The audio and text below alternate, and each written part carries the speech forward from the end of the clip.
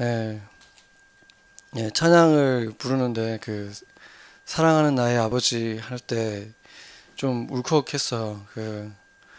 제가 교회에 다니기 전에 한참 전에 제 아는 어떤 그 친구 어머님이 전도사님이셨는데 그분이 저한테 이 찬양 CD를 주셨는데 그 찬양 CD 중에 이 노래가 있었거든요. 근데 그때는 이상하게 그냥 막 방황하고 있으니까 막 운전을 해서 어디든지 막 끝까지 막 가고 싶어서 막 운전을 하고 있다가도 이 찬양이 딱 나오면 아버지가 누군지도 전혀 모르면서도 사랑하는 아버지라는 이 가사가 들릴 때 제 마음속에서 뭔가 아련한 그런 마음들이 있었던 거예요.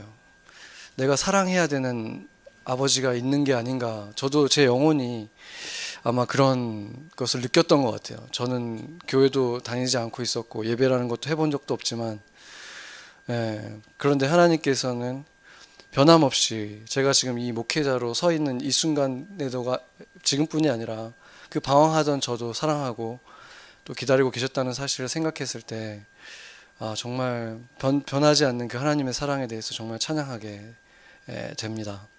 여러분들도 그런 시기들이 있으셨을 텐데, 만약에 여러분이 지금 어려운 가운데 있다고 하더라도 하나님이 지금도 여러분이 열심히 예배하고 있을 때만큼 동일하게 사랑하고 계신다는 것을 기억하면 좋겠습니다. 아멘. 네, 오늘 이 장면은 겟세마네 동산에 제사장과 군인들 무리가 이제 들이닥치는 장면이죠. 그래서 이제 어마어마한 숫자가 이렇게 들이닥치니까 예수님께서 그들에게 물으셨습니다. 누구를 찾느냐 물었더니 그들이 대답을 했죠. 나사렛 예수를 찾는다. 이렇게 말을 했는데, 오늘 이 장면은 그 사개 복음서에 다 나와 있기 때문에 그 장면들을 좀 입체적으로 살펴보면은 그 무리에 굉장히 많은 사람들이 있었다는 것을 알 수 있습니다.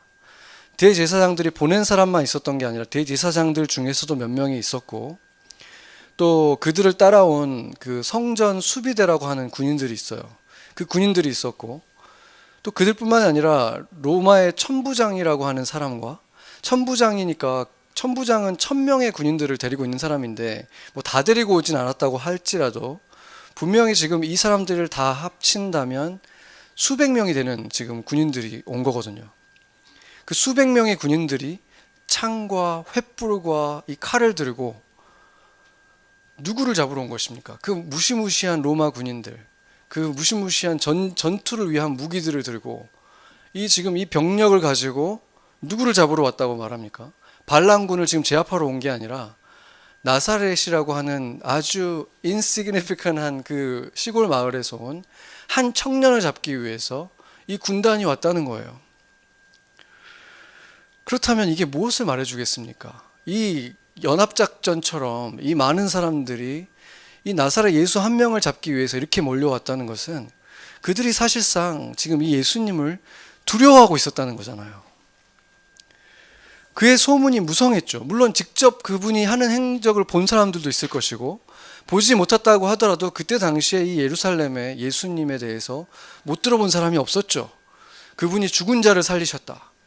정말 평생 중풍병자로 누워있던 자를 일으키셨고, 날 때부터 소경된 자를 듣게 하시고 눈을 뜨게 하고, 이런 놀라운 일들, 또 수만 명에게 음식이 하나도 없는 빈들에서 먹이셨다.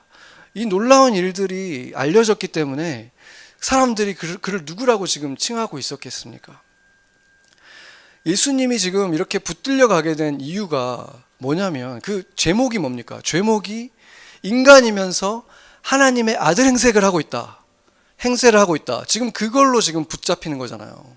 인간인데 하나님의 아들이라고 자기가 주장했다. 지금 그런 죄죠. 그런데 사실상 그들이 그렇게 말을 하고 그를 지금 죄인으로 취급을 했으면서도 수백 명의 군인들을 데리고 갔다는 것은 그들이 사실은 가장 정확하게 알고 있었다는 거죠. 이분이 어쩌면 하나님의 아들일 수도 있겠다. 몇 명 가가지고는 못 잡을 수도 있겠다.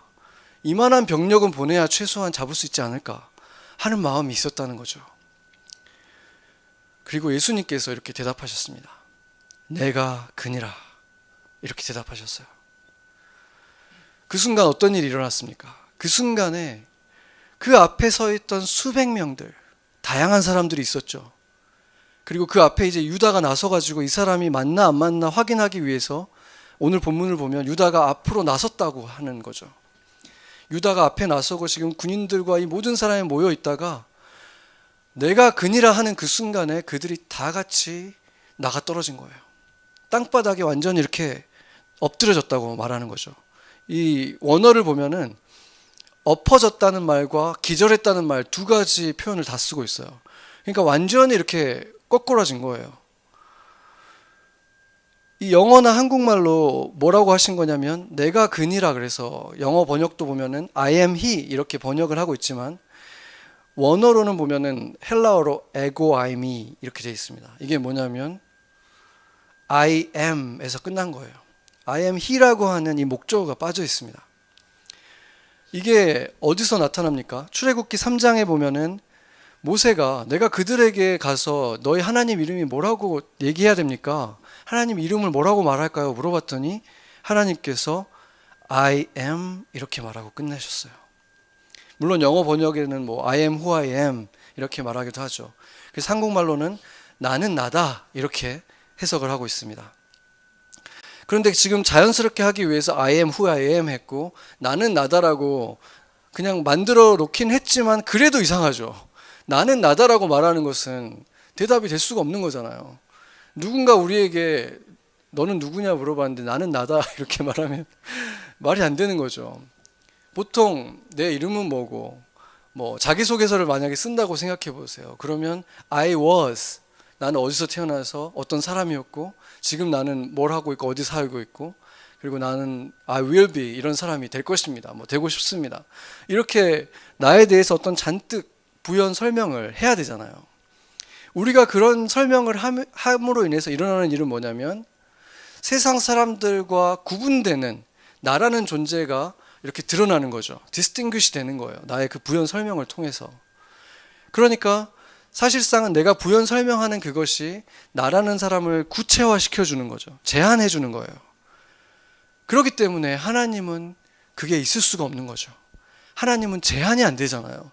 limitless이기 때문에 어떤 것으로 그냥 디스크립션이 있을 수가 없는 거예요. 그냥 하나님은 그냥 나는 나다 이렇게밖에 말할 수 없는 것이죠. 그래서 하나님의 자기소개서에서는 I was가 있을 수가 없는 거죠. 하나님은 그냥 항상 그 시간 속에 계시는 거예요. 과거에도 변함없이 I am이었고 지금도 I am이고 미래에도 하나님은 그 시간을 다 사시는 영원한 분이시기 때문에 항상 I am이고 항상 그 순간에 뭐가 없었던 때가 없기 때문에 항상 I am이라는 거죠. 변함없이 I am이신 것입니다. 그래서 요한계시록 1장 8절을 보면은 요한계시록에 유난히 이 말씀을 많이 하셨죠. 나는 알파와 오메가라.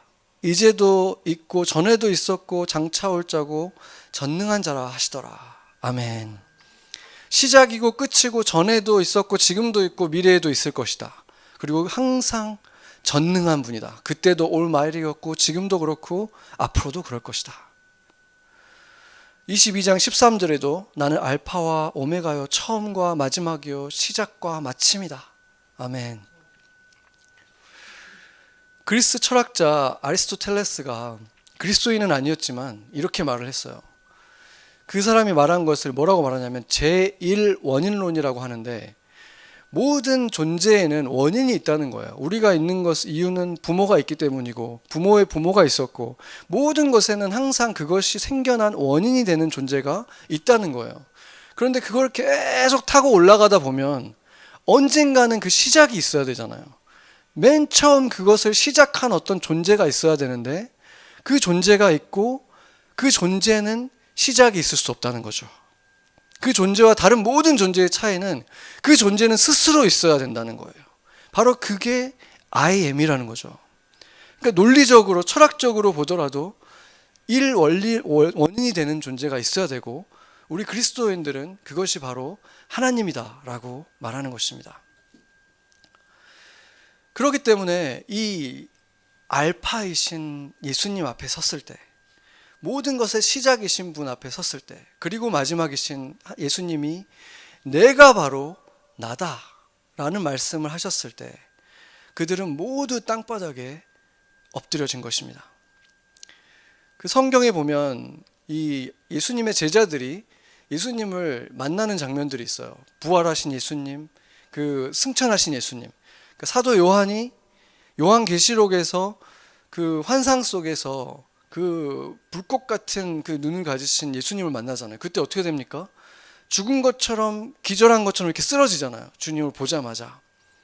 그리고 아브라함 앞에 하나님께서 그 세 명의 사람으로 나타나셨을 때, 천사처럼 나타나셨을 때도 아브라함이 어떻게 합니까? 땅바닥에 얼굴을 들이댔다 그래요. 엎드려지는 거예요. 하나님 앞에 섰을 때 인간이 마땅히 취해야 될 모습이 바로 땅바닥에 엎드려지는 것이죠. 그래서 지금 오늘 이 장면 속에서 그들이 의도한 것은 아니었지만 결국에 그들은 이 유대인이었던 제사장들이나 성전 수비대나 이방인이었던 로마 군인들, 그 시대의 모든 사람을 대표할 만한 그 모든 사람들이 주님이 그들 앞에 섰다면 마땅히 보여야 될 모습으로 앞에 쓰러져서 땅바닥에 얼굴을 대고 있었던 것입니다. 빌립보서 2장 10절을 보면 이렇게 말하고 있죠. 하늘에 있는 자와 땅에 있는 자와 땅 아래에 있는 자들로 모든 무릎을 예수의 이름에 꿇게 하시고 아멘.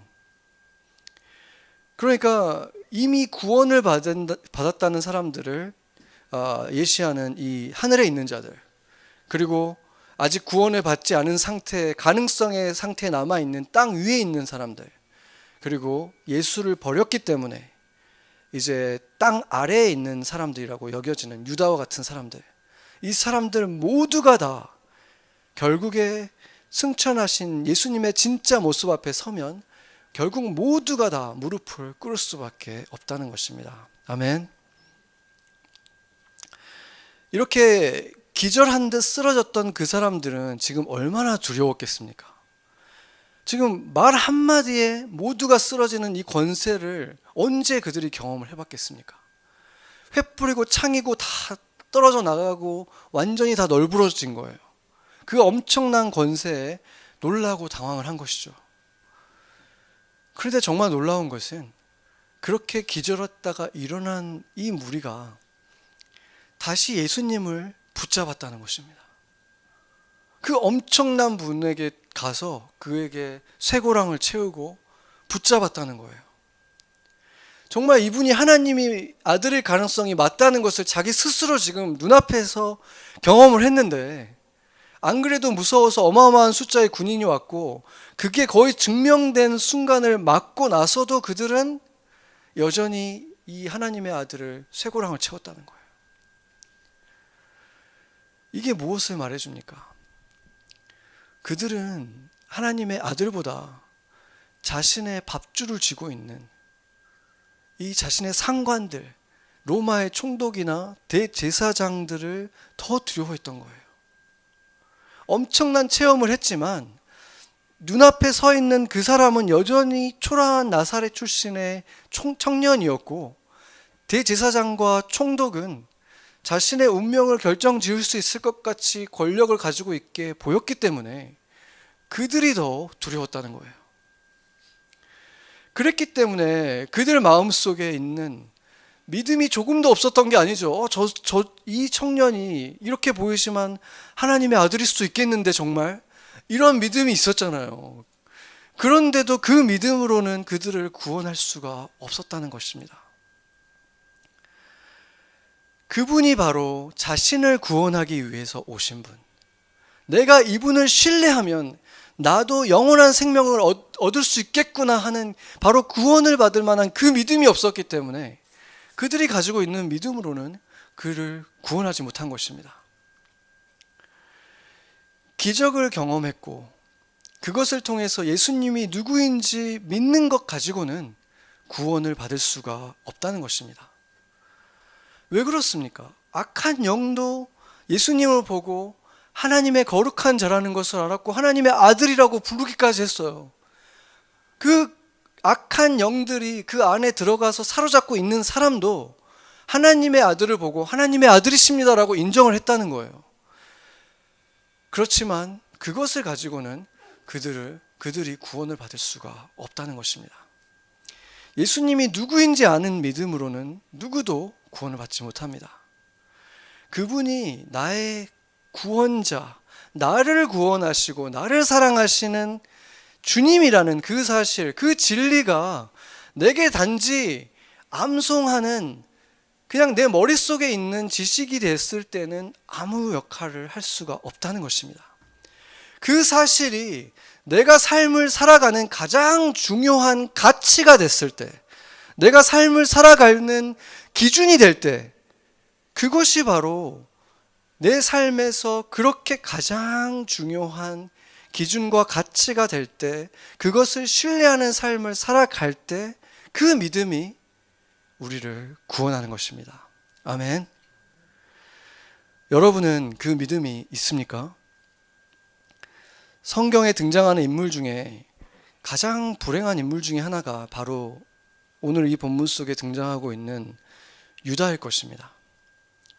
그는 인류 역사상 정말 손에 꼽는 사람들만 누릴 수 있었던 엄청난 영광과 특권을 누렸잖아요. 예수님과 한 상에 앉아서 밥을 먹고 그분 곁에서 잠을 자고 이 성경에 다 기록되어 있지 않은 그 사소한 예수님의 얘기하는 것들, 예수님의 웃음소리, 숨소리 이런 걸 다 들었잖아요. 심지어 예수님이 자신의 발까지 씻어줬어요. 엄청난 영광을 누린 거예요. 인간이 누릴 수 없는. 그런데도 그 피부에 닿을 만한 예수님과 입을 맞추고 포옹을 했던 이 사람이, 이렇게 사랑받았던 사람이 예수님이 누구인지 몰랐겠습니까? 예수님이 물 위에서 걸어오는 것을 봤는데, 자기에게 죽은 자를 자기 눈앞에서 살리는 것을 봤는데, 이 유다가 지금 이분이 하나님의 아들이라는 것을 믿지 않을 수가 있었겠습니까? 그는 예수님이 누구인지 알았죠.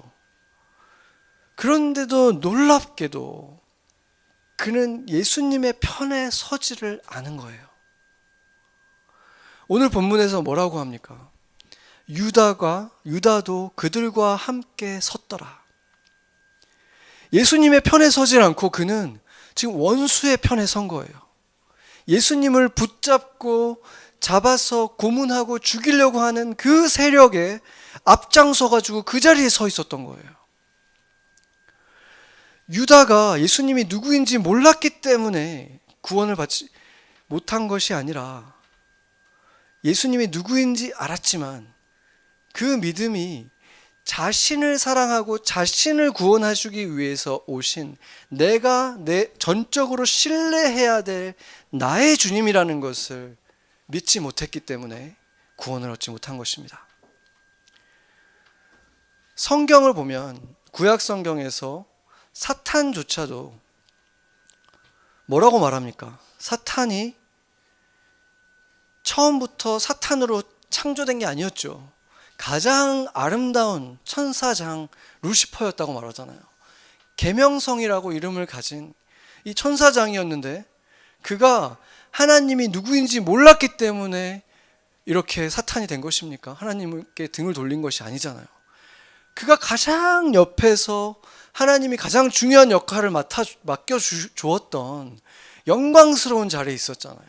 하나님 바로 곁에서 보필하는 천사장이었는데, 어떤 창조물보다도 하나님에 대해서 잘 알았던 존재인데 그는 하나님의 반대편에 서기로 결정을 내려버린 거예요.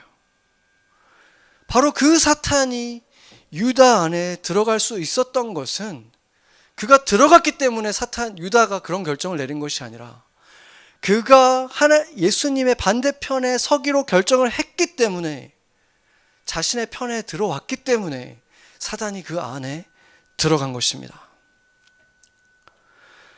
여러분들도 경험을 하신 적이 있겠지만, 전도를 하면서 만나는 사람들 중에서 이런 말을 하는 사람들이 있어요. 하나님이 우리 눈앞에 나타나가지고 갑자기 지금 내 눈앞에 이렇게 탁 나타나서 내가 하나님이다 이렇게 말해준다거나, 어떤 초자연적인 일이 지금 내 눈앞에서 일어난다면 그러면 내가 믿겠습니다. 이렇게 말하는 사람들이 있어요.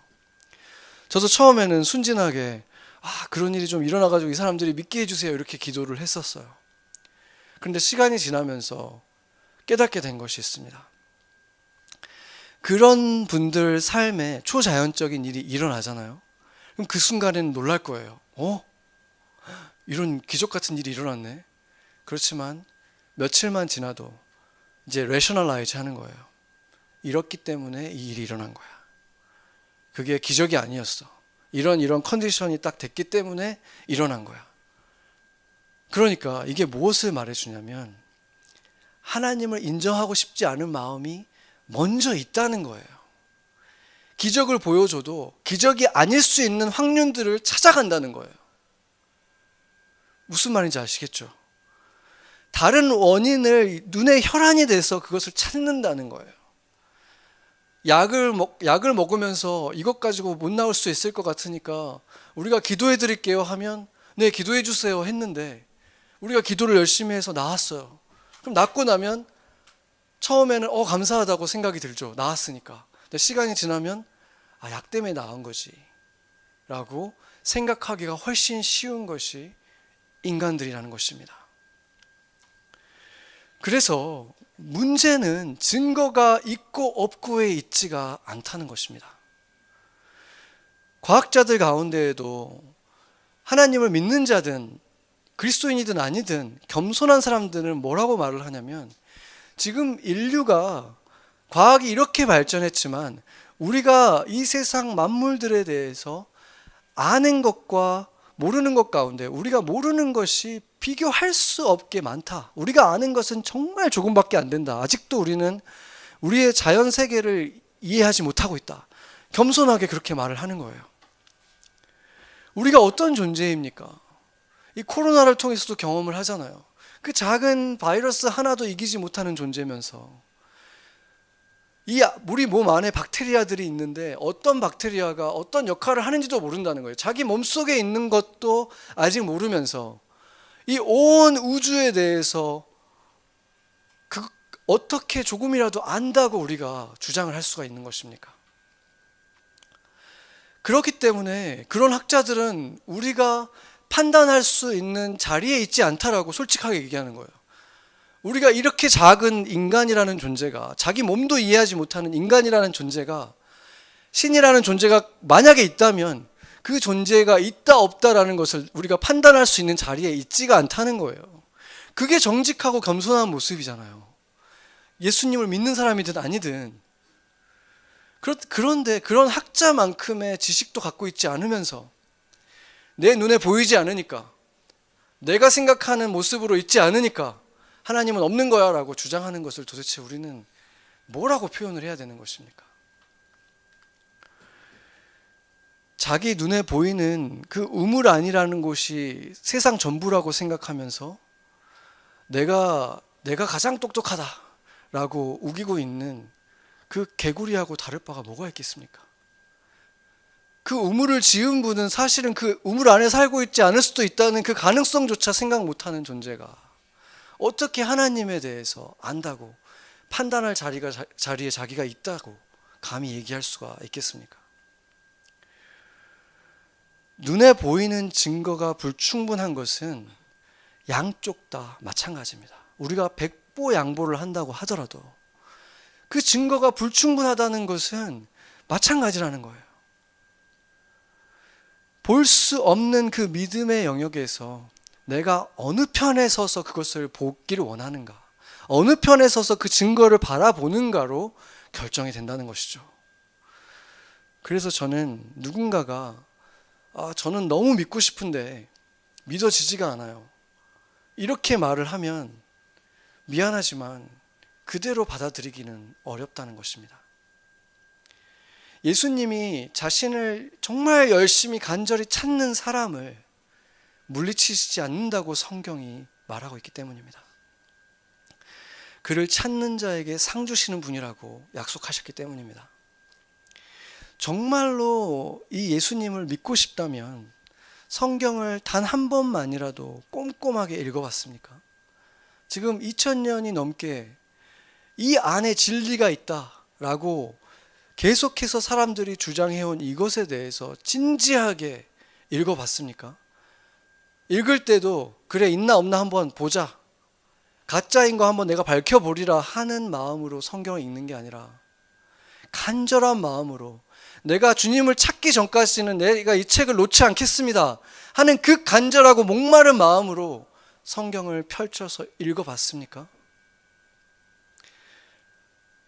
마음을 열고 하나님이 정말 존재하셨으면 좋겠다, 사랑하는 아버지가 정말 있으면 좋겠다는 마음으로 연 사람에게 성경은 분명히 대답하실 거라고 저는 믿습니다. 아멘. 그러나 마치 하나님이 내 인생에 뭔가 액세서리로 더해질 요술램프의 지니인 것처럼 이런 거 하나 더 있었으면 좋겠다는 마음으로 찾는 자들에게는 하나님께서, 그런 교만한 마음으로 찾는 자들에게는 얼굴을 가리실 수 있다고 저는 믿습니다. 나의 창조자여 주인을 찾는 겸손한 마음으로, 내가 다 알 수 없는 존재이고 나는 지극히 작은 자라는 것을 인정하는 마음으로, 겸손한 마음으로 하나님을 찾는다면 주님께서 반드시 상을 주실 것입니다. 아멘. 유다와 비교하기는 좀 베드로에게 미안한 감은 있지만, 이 베드로가 오늘 이 본문 읽기 직전에도 보면 자기가 예수님을 가장 사랑하는 제자라고 항상 나서서 다 배신해도 저는 끝까지 따를 겁니다, 목숨까지 걸겠습니다라고 항상 이렇게 나섰던 제자이기 때문에, 그가 이렇게 배신을 했을 때, 그가 예수님이 보고 있는 앞에서 나는 저자를 모릅니다라고 말을 하잖아요. 그랬기 때문에 그 사실을 보고 나면은 사실은 이 베드로도 유다와 별 차이가 없는 아주 비겁한 그런 배신자였다는 것은 큰 차이가 없잖아요. 그런데 베드로가 가지고 있던 정말로 큰 차이가 뭐였습니까?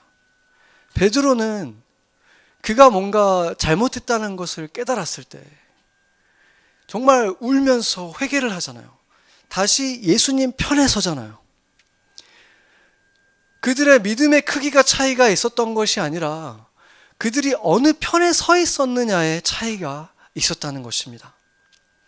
나는 이것밖에 안 되는 사람이지만 주님이 나를 이렇게 가까이에 불러주셨고 세워주셨고 사용해 주셨구나 하는 그 마음, 내가 잘나서 여기 있었던 것이 아니구나, 겸손하게 내가 주님 옆에 서 있어야겠다, 이 마음을 가진 것과 그 반대편에 서는 것의 차이였다는 것입니다.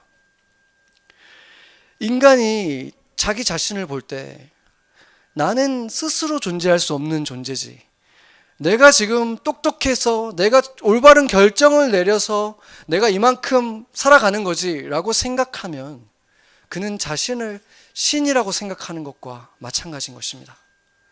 자신이 결정할 수도 없고 자기가 만들어갈 수 없는 수많은 것들을 누리고 있는데도 그것은 보지 못하고 자기가 몇 가지 옳은 결정 내린 것이 지금 자신의 삶을 이루어준 것이고 지탱해 주는 것이라고 생각하고 있는 그 어리석음에 빠져 있을 때 그는 그가 신이라고 생각하는 것과 마찬가지라는 거예요. 반대로 내 이 모든 것들, 내가 정말 몇 가지 옳은 선택을 내린 것은 있지만 사실은 더 많은 것들은 내가 컨트롤도 할 수 없는 이 모든 것들을 하나님께서 다 주관하셔서 내가 이렇게 지금도 살아갈 수 있는 것이지 라고 그것을 볼 수 있다면, 정말 우물 밖에 있는 어마어마한 우주가 내가 지금 이렇게 살아갈 수 있도록 도왔다는 그 사실을 겸손하게 볼 수 있을 때 하나님을 생각할 수밖에 없다는 것입니다. 그래서 성경은 가난한 자, 애통한 자가 도리어 복이 있다는 것을 말하고 있습니다. 모든 것이 잘 되고 있을 때에는 착각 속에 빠지기가 쉬운 게 바로 이 인간이기 때문에 그런 거예요. 뭔가 막히기 시작했을 때 깨닫는 거예요. 그동안 내가 이렇게 다 누려왔던 것이 내 능력이 아니었구나. 이것을 깨닫게 되는 거예요. 그래서 내가 그런 고난 가운데 지나갈 때 하나님 편에 설 수 있게 된다면 바로 그 고난이 축복이 되는 것입니다. 내가 하나님 편에 설 수 있도록 만들어준 그것을 확인하게 된 그 시간이 된다면 그것이 바로 영광으로 들어가는 축복의 시간인 것입니다. 아마 여기 20, 30대 분들은 잘 모를 수도 있는데 한때 그분이 이제 언제쯤 나와셨는지 저도 정확히는 생각 안 나는데 저도 어렸을 때예요. 엔돌핀 박사라고 하는 분이 있었어요. 여상구 박사라는 분이 계셨는데 끄덕이는 분이 있고 눈이 동그래지는 분들이 있는데 네. 그 한국 분인데 이제 미국에서 의학 박사였죠. 그래서 이제 그분의 간증을 제가 좀 들어보게 됐는데 그분이 이제 고등학교 시절에 한 이제 전도자분이 학교 앞에서 이 성경책을 이렇게 막 나눠줬대요. 근데 이제 호기심에 그 책을 받아다가 이제 읽기 시작한 거예요. 그래서 창세기를 막 읽는데 이제 호기심을 가지고 읽다가 어떤 부분이 딱 나왔냐면 아담이 930세를 살고 이게 막 나오잖아요. 고등학생 이제 그 한참 과학도 배우고 하는데 그걸 딱 보는 순간 너무 황당하더라는 거예요. 이런 걸 보고 믿는 사람이 있나 정말 한심하다 하면서 그 책을 딱 덮고 그냥 버리고 이제 다시는 뭐 안 들여다봤다는 거죠. 근데 이제 그 시간이 한참 지나서 그분이 이제 미국에서 이제 의학 박사가 되고 정말 성공을 했대요. 엄청 돈을 벌고 최고급 자동차를 가지고 다니고 차도 몇 대가 있고 뭐 산마다 바다마다 막 별장을 사고 엄청 잘 나가게 됐다는 거예요. 근데 어느 날부터 갑자기 공황장애가 찾아왔대요.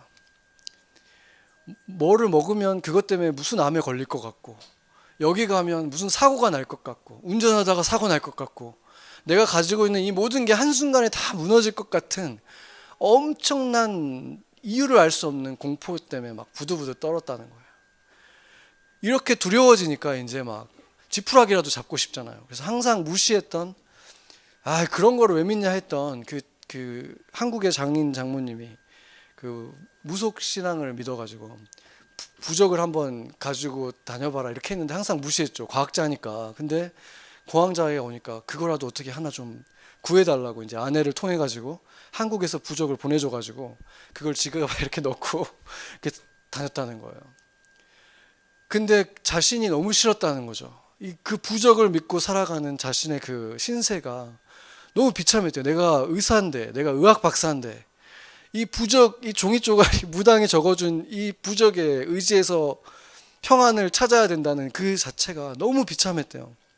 그래서 어느 날 이제 오피스에서 이제 가려고 그랬는데 운전할 자신이 없고 너무 몸이 떨릴 정도로 두려웠고 또 자신의 신세가 너무 비참하고 그러고 있었는데 그때 그런 생각이 들더래요. 내가 이렇게 그냥 미신 같은 거 이렇게 믿을 바에는 그래도 그냥 평범한 사람들도 좀 믿는 멀쩡한 사람들도 다니는 차라리 교회를 좀 다녀보고 싶다.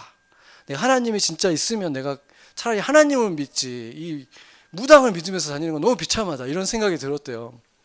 그때 마침 생각이 딱 들었던 게 어떤 목사님이 예전에 이제 전도하려고 오셔가지고 성경책을 이제 그 오피스에 와서 이제 두고 가셨는데 갖다 버리고 싶은데 괜히 버렸다가 부정 탈까봐 괜히 또 암 걸리면 안 되잖아요. 그거 버렸다가 그래서 못 버리고 그냥 어디다 처박아 놨던 성경이 생각이 나가지고 그걸 이렇게 끄집어냈대요. 그래서 이제 성경을 이렇게 앞에다 딱 놔두고 누구한테 이제 이 성경을 좀 가르쳐 달라라고 얘기를 해야 되나 이렇게 생각을 하는데 갑자기 딱 떠오른 게 하나님이 진짜 존재한다면 하나님한테 직접 한번 내 이름을 한번 불러주시거나 뭔가 내가 진짜다 이렇게 좀 말씀을 해주시면 내가 진짜 믿을 수 있지 않을까 이런 생각이 든 거예요. 그래서 난생 처음으로 이 성경책을 딱 앞에 놓고 손을 모으고 기도를 딱 한 거예요. 하나님, 당신이 진짜면 내 이름 한번 불러주세요. 아니면 그 증거를 한번 내가 믿을 수 있게 한번 나한테 말을 한번 걸어주세요. 이렇게 기도를 진짜 진심으로 기도를 한 거죠. 그래서 이제 기다린 거예요. 기도를 해놓고 나서. 시간이 좀 걸리나 보다 하면서 기다리는데 10분이 지나도 소식이 없고, 이제 20분이 됐는데 아무런 소식이 없어요. 30분이 됐는데도 아무런 소리가 없는 거예요. 그러니까 이제 실망감이 확 찾아오는 거죠. 아, 하나님은 없구나. 얼마나 실망이 됐겠어요. 근데 한번 이 마지막으로 성경책을 한번 펼쳐보고 싶더래요. 그래서 성경책을 이렇게 딱 펼쳤는데 어디가 펼쳐졌겠습니까? 아담이 930세를 살고 거기가 이렇게 딱 펼쳐진 거예요. 근데 이상한 일이 일어난 거예요. 아담이 930세를 살고 그게 눈에 딱 들어왔는데 이번에는 이상하게 그 부분을 읽는데 이상하게 그게 믿어지는 거예요. 고개가 끄덕끄덕 거려지더래요. 그럴 수도 있었겠는데? 하는 생각이 들기 시작하더라는 거예요. 그래서 성경을 막 읽기 시작하는데 그게 막 다 어떤 것보다도 진짜처럼 느껴지더래요. 자기 마음속에.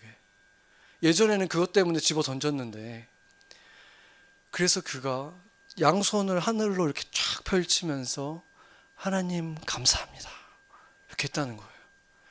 그는 그때부터 이게 하나님이 살아계시다는 증거다라고 믿었다는 거예요. 물론 그가 요구했던 거는 자기의 이름을 한번 불러주시거나 뭔가 말을 해주기를 요구했지만, 하나님이 다른 방식으로 증거를 보여주셨을 때 자신의 고집을 다 내려놓고 그걸 그냥 그대로 다 받아들인 거예요. 왜 그랬습니까? 겸손해져 있었잖아요.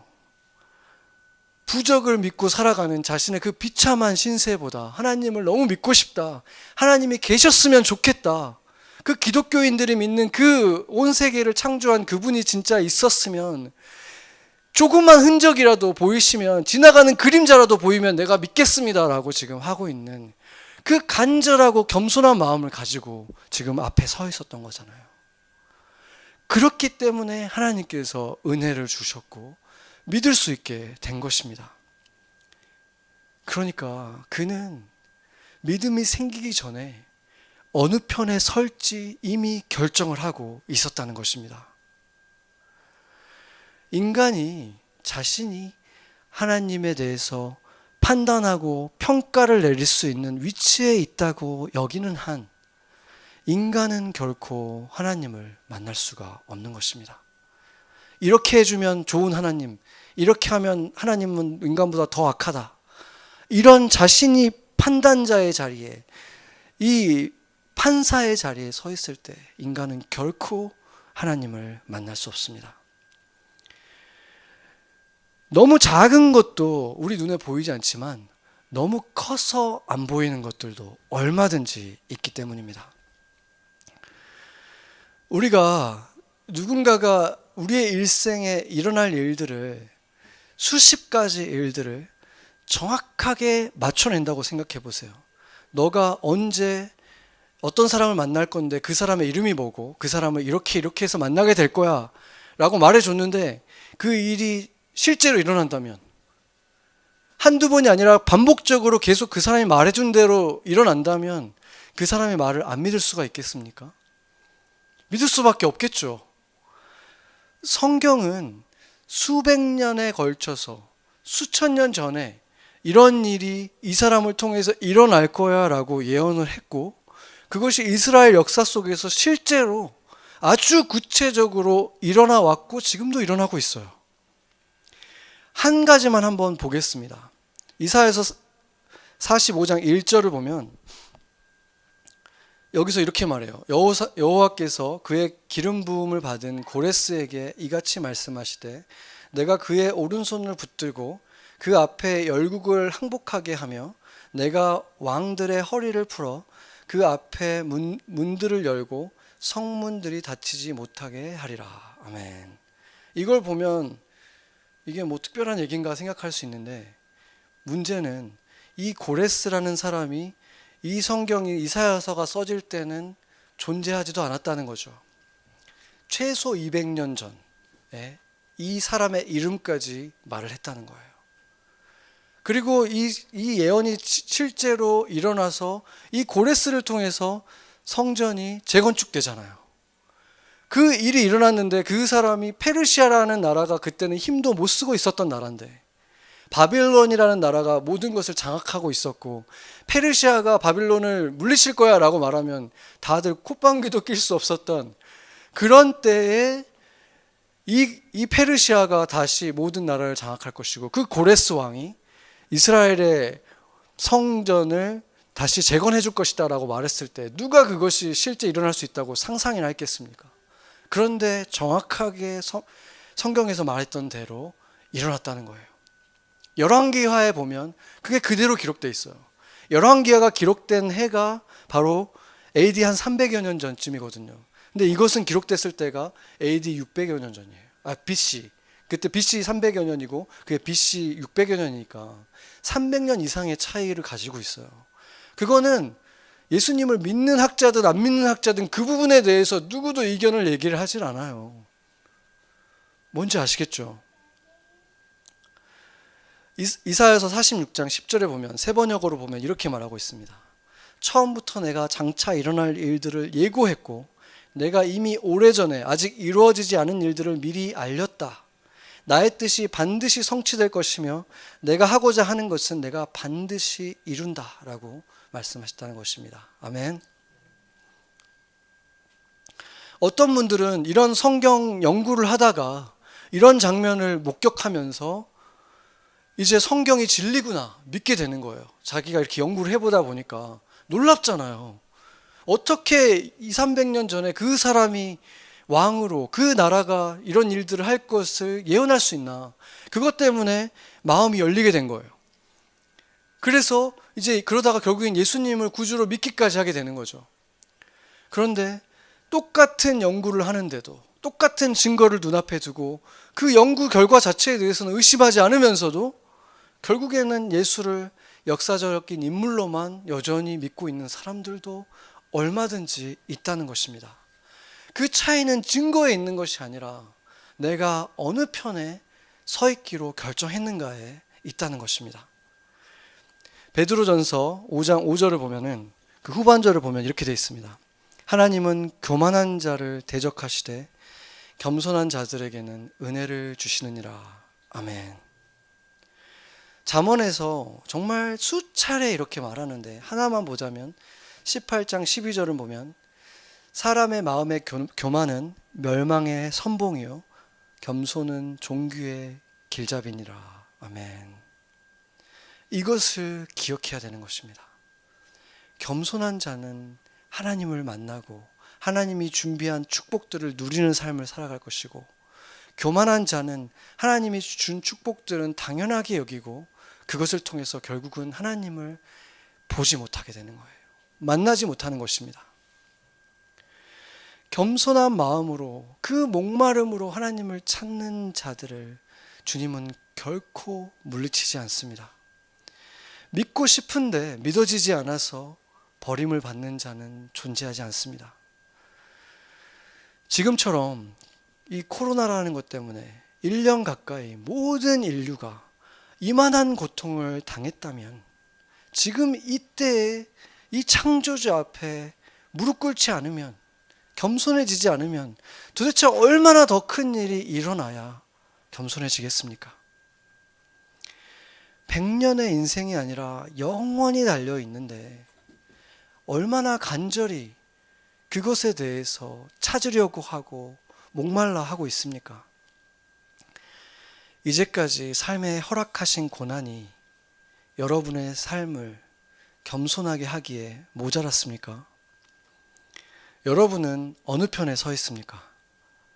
성경에서 예언된 것은 반드시 성취됩니다. 성경은 어떤 사람이 은혜를 입을지, 어떤 사람이 결국은 멸망을 당할지 예언되어 있습니다.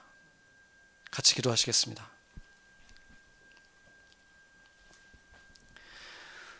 그러므로 그가 고통을 주어 그들의 마음을 겸손하게 하셨으니 그들이 엎드려져도 돕는 자가 없었도다.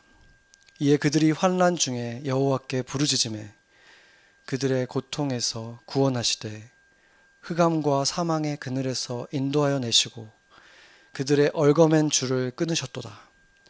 여호와의 인자하심과 인생에게 행하신 기적으로 말미암아 그를 찬송할지로다. 아멘. 주님, 우리를 겸손하게 하시기 위해서 허락하신 고난들로 인하여 주를 찬양합니다. 그로 인해 주님 없이 하루도 한순간도 살 수 없는 존재임을 깨달았습니다.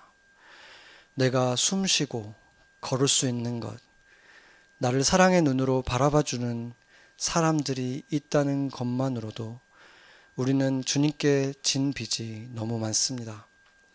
내 인생 빚진 마음으로 인자를 행하며 겸손히 주와 동행하게 하여 주시옵소서. 그렇게 천국을 맛보며 살게 하여 주시옵소서.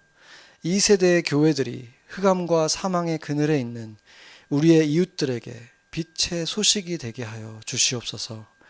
주님의 인자하심과 우리의 인생에 행하신 가장 놀라운 기적, 보이지 않는 하나님을 믿고 의지하며 살아갈 수 있는 그 구원을 주신 주님을 찬양합니다. 우리를 통해 예수님을 보게 될 한 영혼을 적극적으로 찾게 하시고 겸손히 그들을 사랑하게 하여 주시옵소서.